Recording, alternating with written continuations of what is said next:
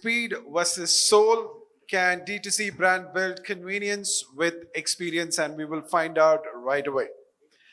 Ladies and gentlemen, my first speaker for the day, please put your hands together for the co-founder of Popo Ventures, Nikhil Gupta, to kindly come and join us, please. Next up, may I please request Priya Singh, co-founder of Chalo Mobility, to kindly come and join us, please. Can I also have Diksha Pande, co-founder of Samosa Party, to kindly come and join us one more time onto the stage? May I please request the co-founder of EaseMyTrip and Optimo Capital, Mr. Prashant Pitti, to kindly come and join us, please. And of course, lastly, may I please request a moderator to take the stage, founder and managing director, partner of Multiversal. Please put your hands together for Priya, Chetty, Rajagopal. Now that this is a final panel, I think we require that good energy. Let's grab all of that from morning single-handedly. A big round of applause for this panel, please. Guys, we have a short time, so we've got to pack a lot into this. No point in introductions. Phenomenal panel. You're lucky to see them and talk to them. Let's quickly get into what we're going to cover today, right? I'm Priya, Chetty, Rajagopal. We've had a great time outside, having our own little panel discussion.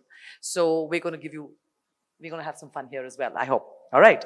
So, well, what is this about? We are looking at a world of instant bookings, rapid delivery, and speed is redefining expectations. Now, brands need to create a memorable, high-quality experience while optimizing for convenience. So we at the panel are hoping to explore how businesses can balance efficiency with authenticity, ensuring that faster does not mean forgettable. What we would hope to do during this panel is explore themes like balancing scale and customer experience in D2C, whether speed or convenience compromises brand depth or loyalty, building differentiated consumer brands in a crowded market, lessons from scaling operations while retaining soul or brand identity. And would love to see what the next phase of the D2C evolution looks like. So we have Prashant Pitti, co-founder EaseMyTrip, and Milled Protein Atta, two different spaces, my God. Nikhil Gupta, co-founder Pizza Bakery, Paris Panini, and Smash Guys. Diksha Pande, co-founder Samosa Party, and Priya Singh, founder Chalo Mobility. I love the topic because it cuts to the heart of modern consumer behavior. People want things fast, but they remember also how brands make them feel. My delight in moderating this group is because my panelists come from very different interpretations of convenience. Whether it's travel tech, mobility, public transport, food and QSR, and functional staples or consumer health. I'm going to, with your permission, just what we hope to do is have one generic question addressed to our four panelists and one specific question for each of them, which will define their domain, their perspective and point of view. And hopefully if we have a few minutes, we have a couple of questions for the audience at the end. Does that format work for you? Panelists, audience, are you okay about that? Yeah? All right. So consumers today can get rides in 2 minutes, pizza in 10, flight booked in 30 seconds, and even protein atta delivered before I finish a Zoom call.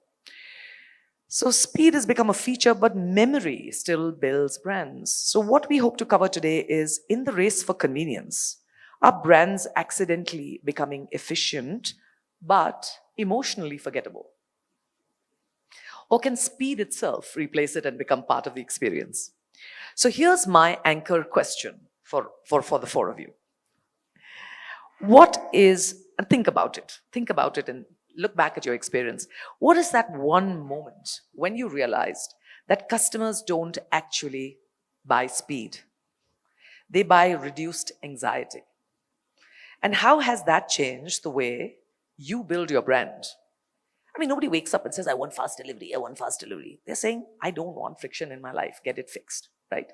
So, Diksha, you're closest to me, so let me start with you. Thank you. So I think in the battle of speed and soul, right, it's a very fine balance. You have to balance the expectations of consumers around speed, as well as a food brand, you can't compromise on the soul or the quality of the product. And especially in our category, because it's a very high trust category, people are comfortable putting anything onto their bodies, whether in terms of apparel, or sometimes, if it's a shampoo, I'll give it one shot or whatever, right? But when it comes to food, something which you're putting inside your body, you're hosting someone, you're offering that food to others, it's a very, very high trust category. Therefore, just focusing on one versus the other, for us, the answer was, let's ask our consumers, what does soul mean to them? And soul could have many different interpretations in a category like samosas and street food, Indian street food. One thing that emerged was that our interpretation in terms of taste would not, how do we, sort of triangulate that and build codes of what would a great samosa taste like, right? Or what should a great samosa be? What should be the attributes? And finally, after a lot of research, a lot of consumer groups, we arrived at 3 words. It has to be hot, crispy, and fresh. Now, how do you deliver that in those under 10 minutes? How do you deliver that in 2 minutes if somebody is dining at the outlet? And so on and so forth. So just hinging anything and everything that happens in the company around those 3 words, which is hot, crispy, and fresh. And then all your teams, from tech to supply chain to chefs to the teams on ground, trying to achieve those 3 attributes, that has really shaped the soul of Samosa Party. And I think it works with 110 outlets already out there, some close to 70,000 samosas that we sell in a single day. I can say that, hot, crispy, and fresh really works. Hot, crisp, and fresh makes me remember that lunch was 3 hours ago. And I hope that you're one of those people who bring little boxes and gives it away at the end of this conference, because I would love some. Beautifully described. Thank you so much for sharing that, Diksha. Very different world, mobility, with you, Priya. What are your thoughts on this same question? So good afternoon, everyone. Our brand tagline is that solve reliability. Reliability. And reliability is exactly opposite to anxiety. And I don't know, many people sitting here know about Chalo, because we have just started working with BMTC, but Chalo is India's leading transport technology partner. Thank you, run Priya. buses with... I cannot tell you how grateful I am for that. I know people don't know about it. So we run buses with government, like BMTC buses. Of course, many of you are not taking those buses. For obvious reason, we live track those buses.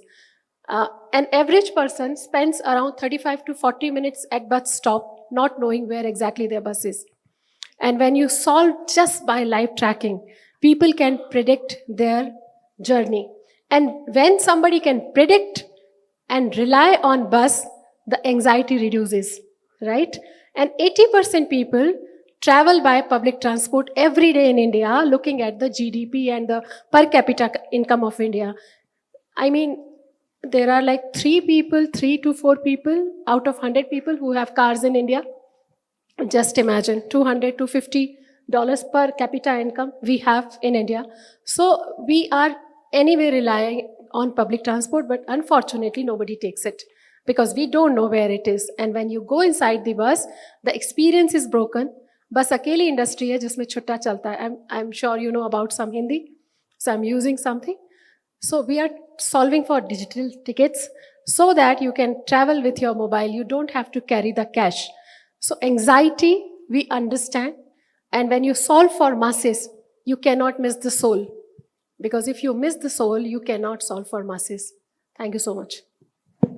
Thank you, Priya. Over to you, Prashant. Yeah, so I'll actually answer the question which you asked, that what was one particular moment where you felt that the people care more about solving for anxiety than the speed?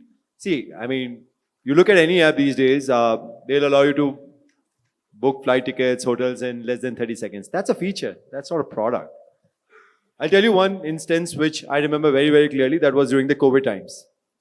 During the COVID times, the lockdown happened and all the monies of the people who booked their tickets went to the credit shell. If you guys remember this word, credit shell, where, you were given, whenever the bookings will begin, 1 year later you can use those credit shells to make the bookings. At EaseMyTrip, we took a huge hit of our cash flow and we decided we will not give credentials. We will just directly refund your money.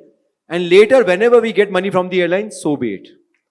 So that moment we understood that what anxiety relief actually means.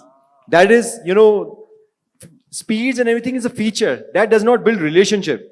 When people are stuck somewhere, they need the money to travel to other place and they get their money from their trusted partner is what that builds the relationship. And we have carried forward that ethos in whatever companies or whatever businesses we are in. For example, at Optimo Capital, we lend to small businesses.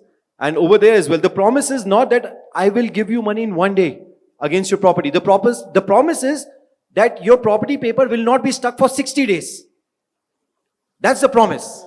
So it's always, the reverse, which is the anxiety which you are going to get working with others. That's not going to come over. We recently launched milled high protein atta. Again, mothers are not buying it because it has protein in it. Mothers are buying it because it makes them less anxious and they feel that they are a good mother. They are offering that kind of product to their kids and their family. That's from my side. Prashant, thank you for that, because you've actually brought up a very interesting point when you said you refunded the money rather than credits, because that is a big business decision. And that helps build trust, reduces anxiety, and also builds brand. So an interesting and very pithy example of where this reduction of anxiety happens. We are a listed company, and you can look at that particular quarter. We took a hit of 130 crores.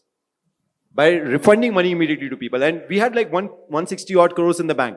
So we said that, whenever the airlines will give money, we'll take money at that time, but there's no point giving credit shells to people who need money right now at this particular moment. So it's a publicly listed document. Wonderful. No, really, really interesting one. Nikhil, what about you? So Priya, like Diksha rightly pointed out, right? In food, we're in a very high trust business. There's only one chance that you're given, right? So for us, as Pizza Bakery, Paris Panini and Smash Guys, we run sort of two verticals the way I see it. One is the delivery business and one is the dine-in business. In delivery, speed is no doubt important, but it's not a deal breaker. Because when you're hungry, you sort of go on these apps. There's decision fatigue first. So, and you're hungry already, so you're not able to think. And then what you're made to do is you browse these number of restaurants. Then you somehow narrow down on one. Then you get a menu which is like at least 150 items. And that's something we've consciously made a call to reduce our menu size to have only the things that people really want. They may not know they want it or may think they want something else, but we know finally what they order. There's data. So we've sort of optimized the menu to reduce decision fatigue one. The other thing is, I don't think speed is the enemy. It's variance in food. Variance, because people keep saying they want authentic food, they had this, they had that, but what they really want is the same exact experience every time. One thing we hear a lot is somebody's like, it was better the last time. And that's something we work actively towards. So in food, somebody sort of has this memory of something, you got to replicate it over and over again consistently, even though there's so many variables. So when you go to the dine-in experience, right? The last thing I want to hear as a business owner is, the pizza was way better in Indranagar than it was in Koramangala. So that sort of breaks your trust again. So for us, we operate over 39 locations across the city.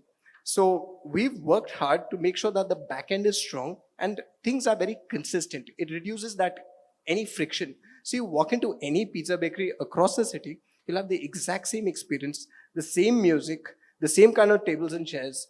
It's that familiarity. It's the same reason people feel comfortable when, say, traveling abroad, they walk into a Starbucks or a Domino's because they just know it's going to be hygienic, it's going to be, you get what you want, and it's consistent every time. And they will misspell your name. Yes.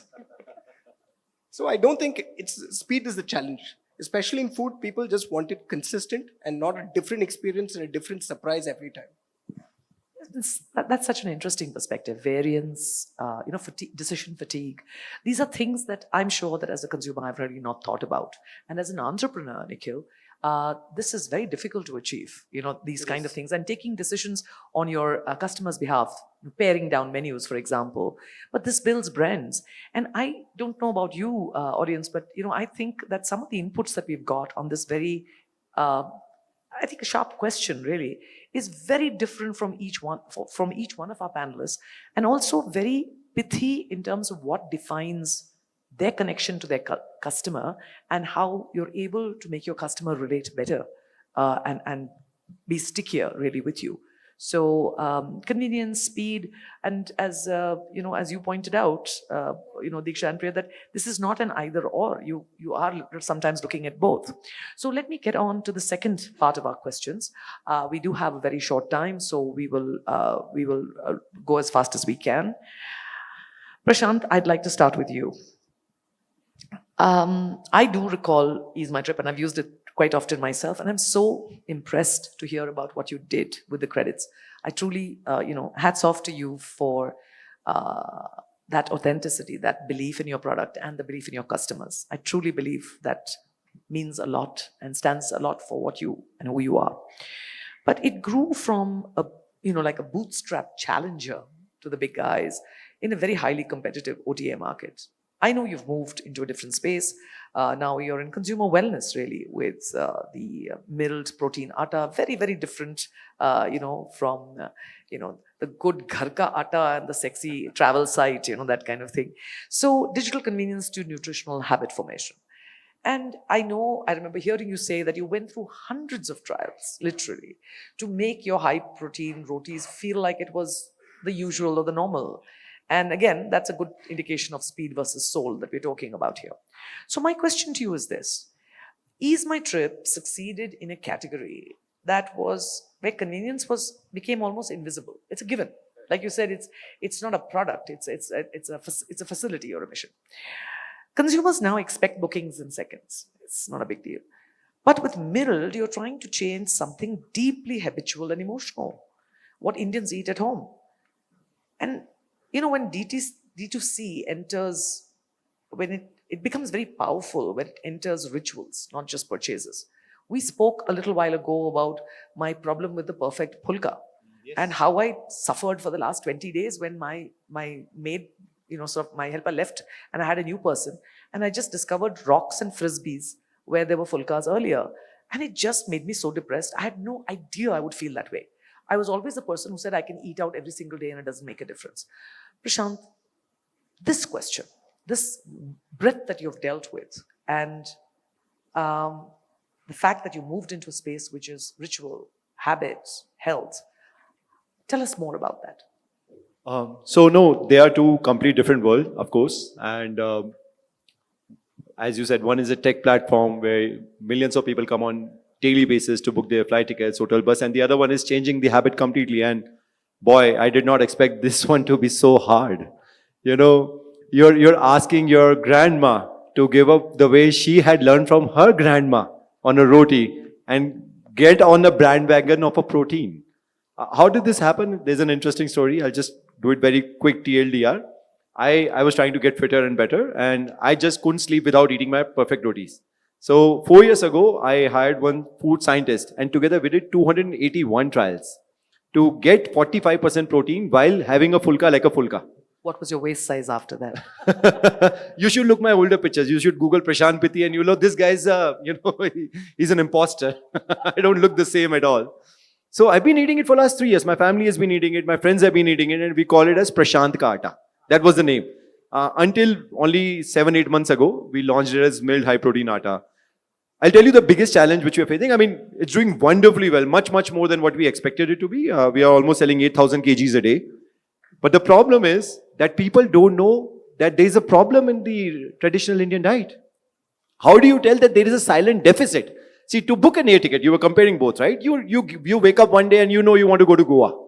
There is nothing which I can do about it. You want to go to Goa, you just come to EaseMyTrip, you book your flight ticket and you go. Sure.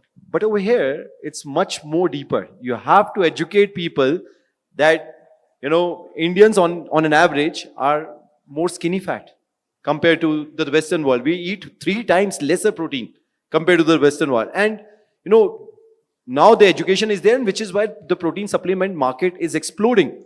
But supplement, it's still a supplement. It's not a food. Yeah.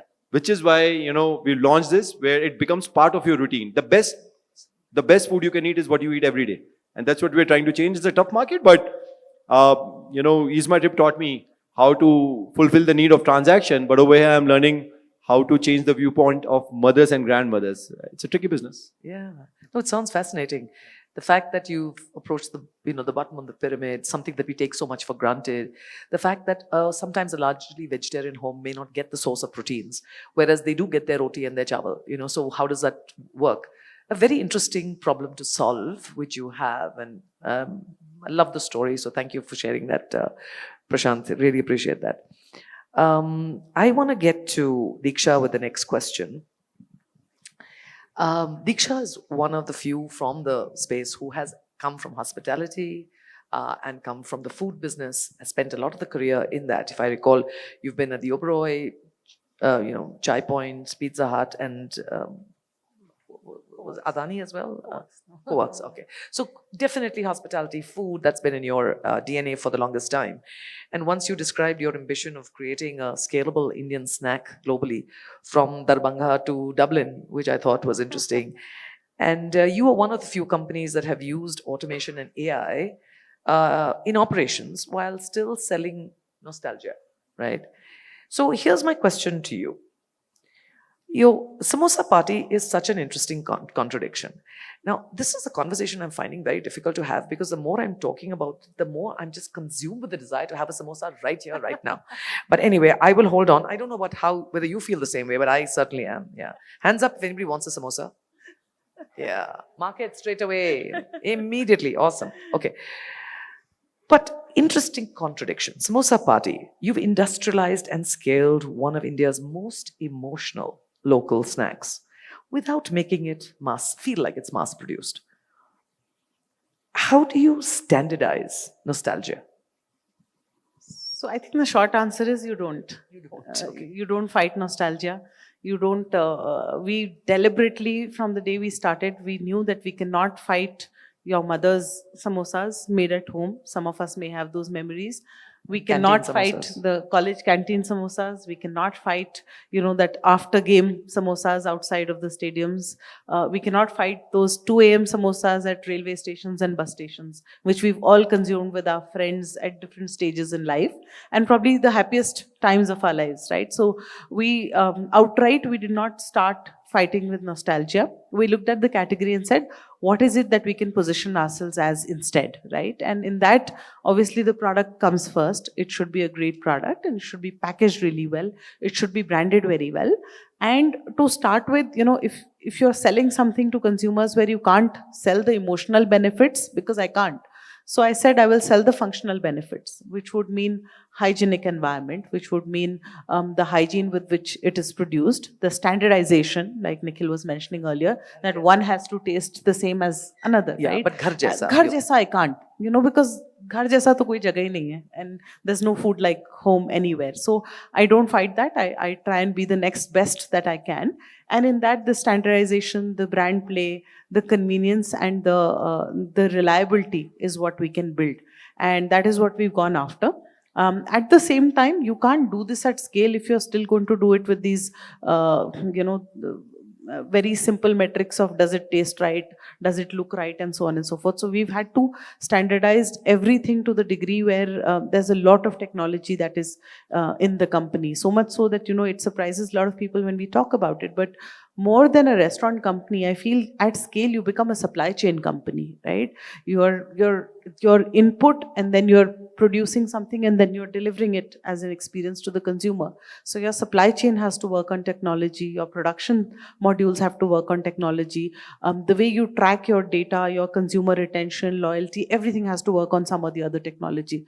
So at some scale, technology takes over. There is a lot of data, there is a lot of objectivity, but you don't let the consumer see those parts. The consumer still, he should still see a nice homemade experience, freshly made just for you, and it should feel right. And that's what we try to do. We hide the cooler parts, I would say, and we show them the uncool parts, which is just like, how it should be in the business.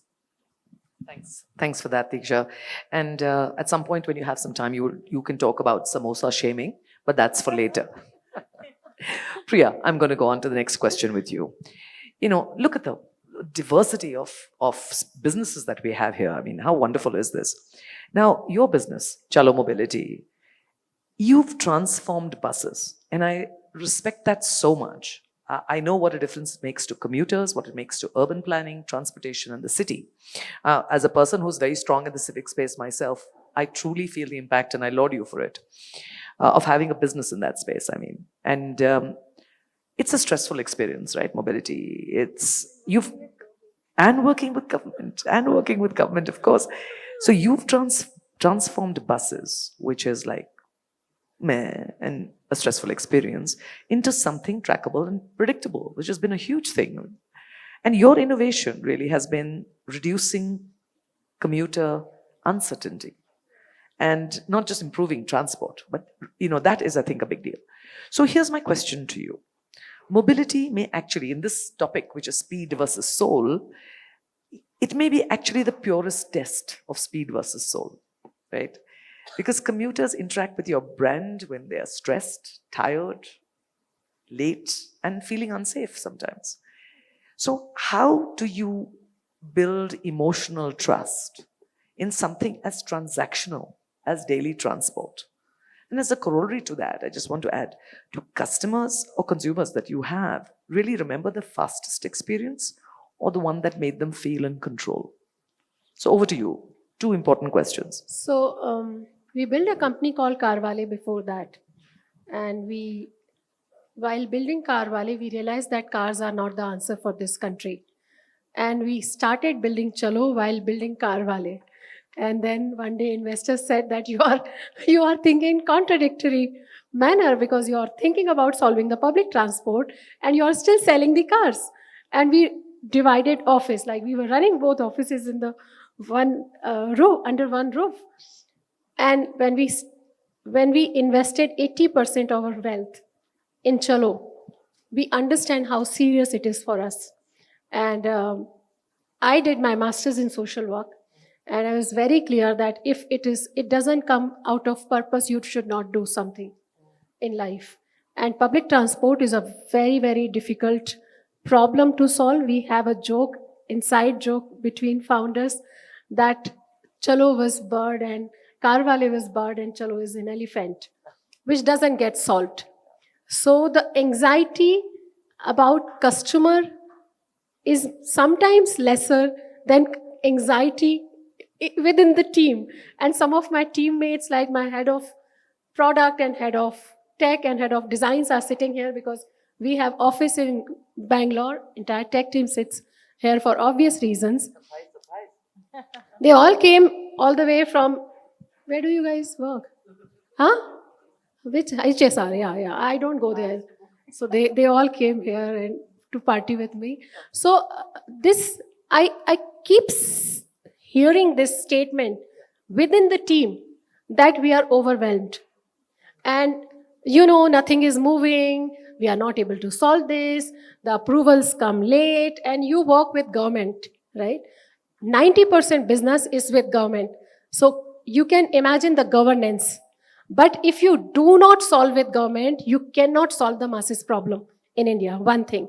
Second thing is about the soul and speed.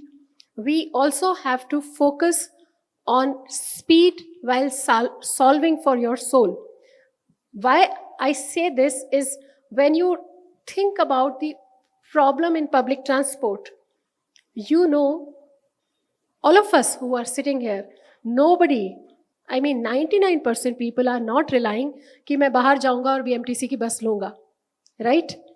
आपको मान लो बस दिख भी गई app पे कि कहाँ है, तो आप टिकट के साथ स्ट्रगल करोगे. We have solved ticketing in a manner where every mode of ticketing is solved. Then you think about the last mile and first mile, right? What you were saying, what we did on Chalo platform is to solve with the journey planner, which you can see on Google out of India, not in India, right? So you can see entire journey that, okay, you will take 42 minutes and you will get auto from here, then you get, in Kochi, we track ferries also, right? Yeah, we track metro also. We are on ONDC. We are the largest key player of National Common Mobility Card, which is Government of India's initiative. Because if you do not solve the ticketing in a manner where consumer can get all the option, right from WhatsApp ticketing to UPI to closed loop card to open loop card to mobile passes to mobile card to Bluetooth services, offline, online, everything you have to solve from scratch, right? So that you can keep the soul and give people option so that they can travel freely. One thing. Second is you have to give them the entire journey visibility. We also track, for example, we tell you how crowded your bus is with live ETA, right? If you know that, oh, I want to be safe as a woman, and I know that my another bus which is coming in 5 minutes is lesser crowded than the first bus, I will take that bus. And my mom can track the same bus sitting at home. This is the kind of visibility and comfortable feeling you have to give to your consumers and their families. Yeah. This is where we are coming from. I don't know.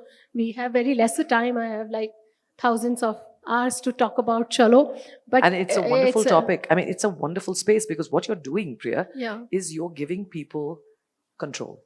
yeah. And that is yeah. something which is very difficult to explain. Speed is a different thing. You're giving them back control. One of my head of product in the morning itself, she was telling me that she was traveling by bus. She was doing some user research, Apurva, and she was telling me कि 2 ladies थी जो बस के दरवाजे पे खड़े होके mobile देख रहे थे वो. And Apurva asked them कि are you not why are you doing it? You might not feel safe. And they said, this is the only 5 minutes which we spend here. And just because of Chalo app, क्योंकि हमें पता है बस कब आएगी. Right? So we're able तो to do हमारी what जो टाइम जो 40 मिनट 35 मिनट जो सुबह सुबह का बच जाता है, and they were some paramedical staff. Yeah. They are people who are doing housekeeping work. They are small shop owners. People who go by bus don't have time for anything. So that 30 minutes, 10 minutes, 15 minutes you save for someone's life is way more important for them, and it helps them. One of the blind person has sent a video to us from Mumbai that because of this voice Activated. direction, I am able to take the bus.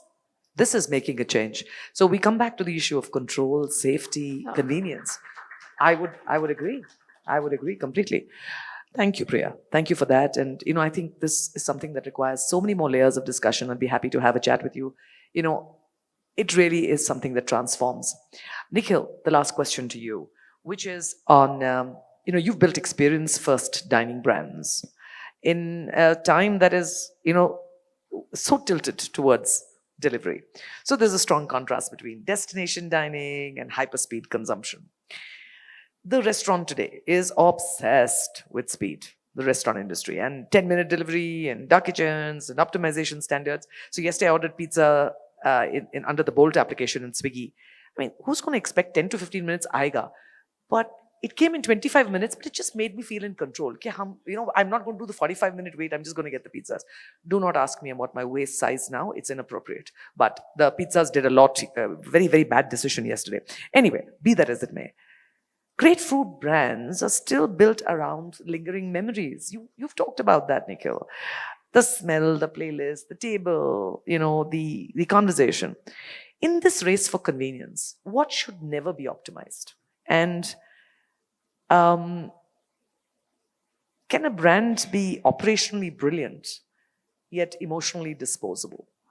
You are looking at 2 spaces. You have fine dining and you have delivery. So can you weigh in on that, Nikhil? And I'm conscious we have just a few minutes, but thank you for your time. Sure. So Priya, like you rightly said, we have 2 businesses within one. So I think the operational focus, the metrics, the drive in each business is very different. In delivery, yes, we're also obsessed with making it as fast as we possibly can without compromising on the quality or the soul of that product, right? There is a finite limit. Like you said, you promise 10 minutes, but realistically it takes 25, but you still feel good about it. It's still better than 45. So on the delivery side, yes, it's all about how quickly can you get it? How do we increase the basket size, consistency, packaging, etc. right? On the dine-in side, it's a totally different thing. We don't want you to come in quickly and leave. We want you to come in. We want you to stay, spend time, take it slow. We want you to absorb. Exactly. We want you to sort of really feel it. And then we want you to go out there, tell your friends, family, etc., and come back again. So I think the thing is, for us, we run it as 2 separate verticals with 2 separate focus. And that's very important in this. You can't sort of mix it up. You try to go fast, try to turn your tables fast and dine in, and that's where you sort of lose. How do you manage to be the two people in two different businesses? Because they are dramatically different. They are very dramatically different, but that's where I guess we have two separate teams largely for both of it with a different mindset. Different mindset, yeah. No, but thank you for explaining that, because sometimes you forget the dine-in experience as well. Now, we have 1 minute and 38 seconds. I'm going to ask a very quick question. I don't think we have time for, I'm going to look. Okay, we can take one question from the audience, if anybody's got their hand up. And I'm going to ask one question while you ask that question to, one thing which I want to ask all of you, while you please put up your hand if you have a question. One thing that consumers say they want, but actually don't. As founders, what do you think about that? Think about it while we open up to a question. Yes, the gentleman with the rust shirt, please stand up. You'll have to shout your question. What I'm hearing also is that convenience will win the first transaction, but eventually experience wins the second. Yeah. Go ahead, please ask your question. Yeah. A question to Nikhil. So you built three, I would say, premium brands in three different food segments. And actually, when you start a new premium brand, initial traction is very slow. How did you crack the value and the price point? Because initial tractions are slow, you start losing motivation. So how did you crack it for three different food segments? So, I mean, see, when we started, we didn't have a vision that we're going to have multiple food brands or even multiple locations. We sort of saw a gap and a need for a gourmet pizza brand doing sourdough in Bangalore. So we start with that one product. Honestly, in the early days, if your product is strong, you don't really need to market it. You just need to get that first 10, 15, 20 people that sort of multiply exponentially. If your product is good, your word of mouth is your biggest savior. That's all you need. Thank you. Does it answer your question? I'm so sorry, time's up. So I'm going to just thank you all very much for being such a patient audience. I'm going to look at Ritu and say, Hitler, we actually did it. And I want to thank Ty for putting this event together. But quickly, I would like to close with the fact that we're all saying really that trust is the new convenience. And there are a lot of aha moments for me during this discussion and some very heartfelt moments. I hope you felt it too. What I would like to end with, apart from wanting to say a very, very sincere thank you to Priya, Diksha, Prashant, and Nikhil with their wonderful, diverse businesses, is that a world racing towards an instant everything. And I think that's what we've really become. The winners may not always be the fastest brands, but those that we will miss if they disappear tomorrow. And we know some of the brands that we're missing, you know. That's the difference between utility and soul. So I feel that speed may get you into people's carts, but what really, it's soul that gets you into routines, into memories, into conversations. And the brands that balance both are the ones that will endure. And I think that's what our panelists have been talking about. So may I say once again, a very great big thank you to Ty for putting this together, for my wonderful panelists who've come from different parts of the city, two from a city called Sarjapur, one actually from outside the city, to come here and be with you today. So can we have a big round of applause for our wonderful panelists? Yes, thank you.